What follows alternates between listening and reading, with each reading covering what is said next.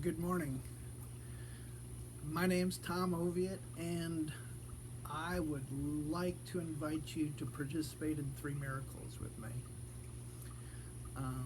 Today, I'm going to try to give you a little better perspective on who I am and what I'm doing and why I'm doing it, in the hopes that it will engage you, that it will get your attention, and you will want to participate in what I'm doing. There's been a lot of talk lately about lives that matter, whether it's black lives or police lives or all lives. There seems to be a lot of discussion about lives mattering. And it occurred to me that I think I've spent a whole lot of time figuring out how to make my life matter. I read a book a long time ago that said the definition of success was doing your best at something worthwhile. And then the question becomes, well, what's worthwhile?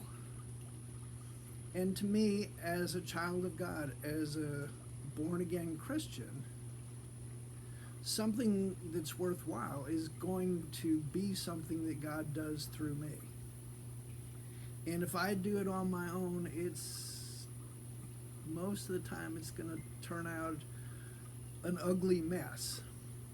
Now, I don't want to offend anybody, but I really think my life matters. I think it matters a ton because I believe I am God's child, and He has blessed me with an understanding of why my life matters, what I'm going to do for Him, what He's going to do through me. And for that reason, I think my life is extremely important. Some of you who know me will look at my qualifications and say, he doesn't deserve that sort of a call. He shouldn't be that important. And that's exactly the point. I am not. God can use the foolish things of this world to shame the wise. My story is not about me. It's about the voice in my head. And the voice in my head has been speaking to me for years, and it has told me about miracles that were going to happen in my life. And I sort of trusted it, but I went on living my life.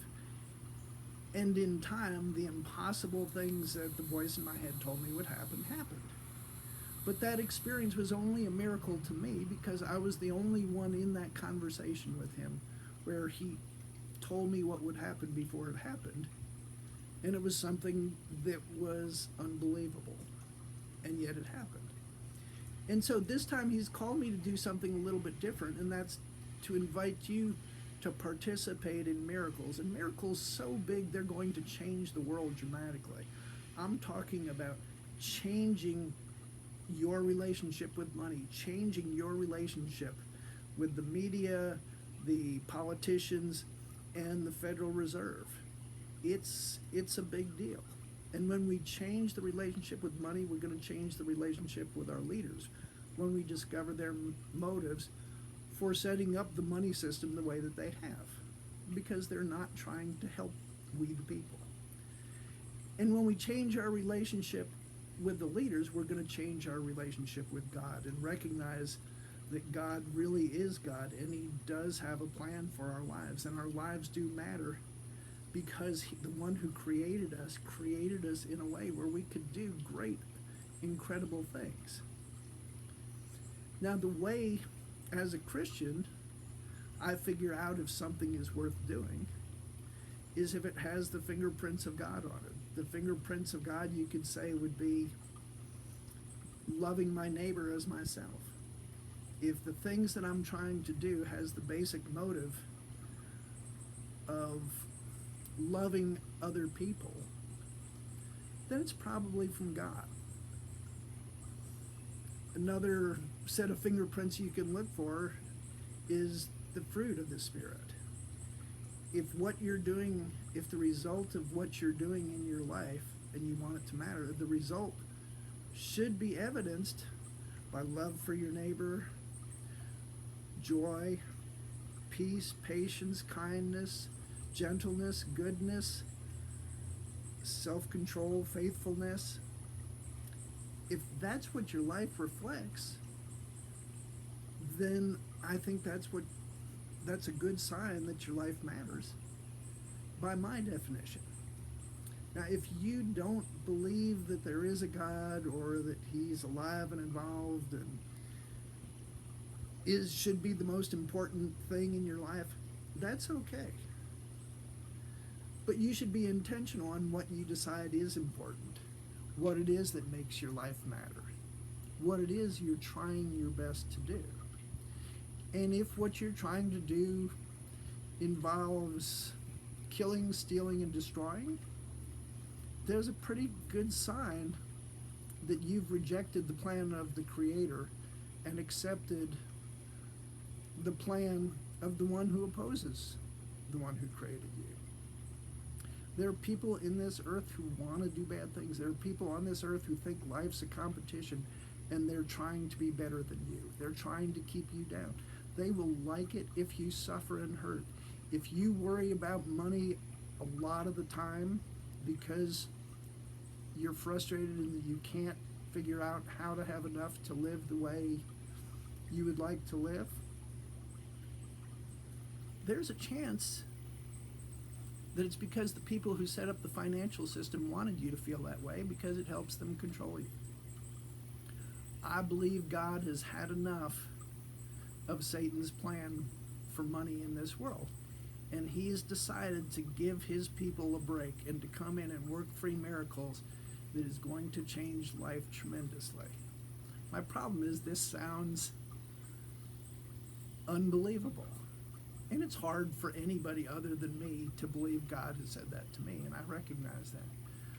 But what I do is I don't ask you to believe me. I ask for you to agree to give God the glory when the first miracle happens, and that first miracle is to pay off the national debt. What I can't figure out is who would say no. If you don't believe there's a God, wouldn't you say yes so that you could show that I'm not telling the truth? That there really isn't a God who's alive and involved? That's not really true.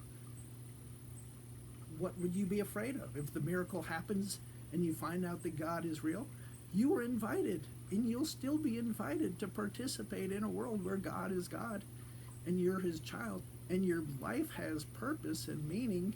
Your life matters because the one who created you has a plan for you. If you believe that God is real and alive and involved and you don't think he would choose a knucklehead like me, you're mistaken. I'm sorry. If you think I've got a big ego because I think God's given me a big call, fine, I am guilty. If we need to prove that I'm not worthy, let me be your witness. I'm not worthy. That has never been the argument. But my God is.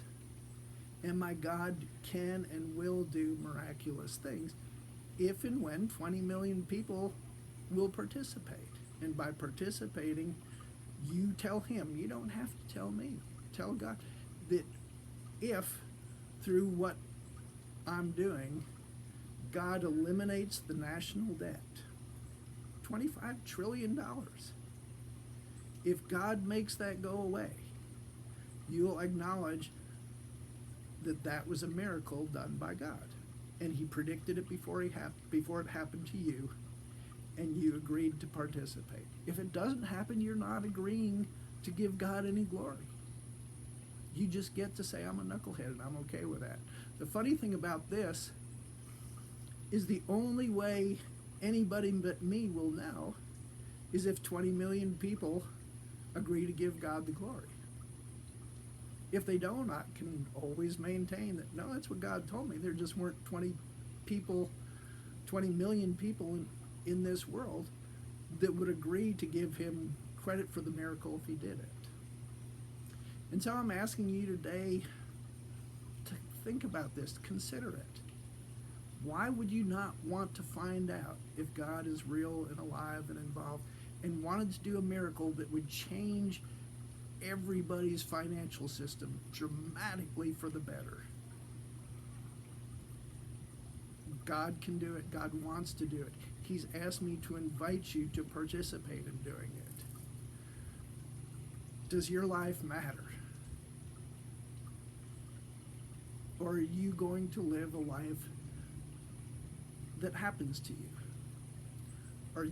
Is your life going to be defined by your circumstances? Or is it going to be defined by your efforts? What are you going to try to do? Are you going to try to give God an opportunity to work a miracle to show himself to the world? Will you participate in that? If your answer is no, I'd ask why. I appreciate your attention. I appreciate the thousands of people who followed these videos and have told their friends and shared it to more friends and made it grow. But this is the job. This is the call. This is the miracle. It's finding the 20 million people in this world who would say, you know, if God wants to do a miracle or 3 miracles that are going to change the world and show that he's real so we can be one nation under God, I'd like to see it. If you'd like to see it, then participate. Talk to God about this. Thank you so much for your encouragement and the comments I've gotten this week. I appreciate it. It helps me keep going when I get frustrated. I hope y'all have a great week this week, and I look forward to talking to you next week. God bless.